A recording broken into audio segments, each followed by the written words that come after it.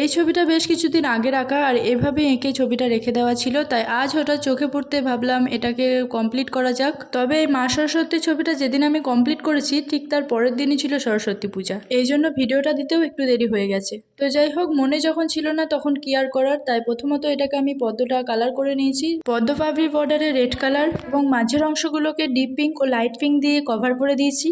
ঠিক একই রকমভাবে আকাশি কালার ও নীল কালার দিয়ে মা সরস্বতীর শাড়িটা করে নিয়েছি। পরে ব্রাউন কালার দিয়ে মা সরস্বতীর বিনাটাকে কালার করে নিয়েছি এবং মাঝের অংশে ব্ল্যাক কালার ইউজ করেছি। আর একটা ব্যাপার, আমি এখানে মা সরস্বতীর শাড়ির কালার নীল কালারের উপর রাখতে চেয়েছি, তোমরা চাইলে অন্য কালারেরও করতে পারো। এখন স্কিন কালারটা দিয়ে মা সরস্বতীর মুখ এবং হাত ও হলুদ কালার দিয়ে মা সরস্বতীর গয়নাগুলো কালার করে নিয়েছি। সবশেষে চুলের মধ্যে কালো কালার করে দিতে হবে, ব্যাস তাহলেই হয়ে যাবে।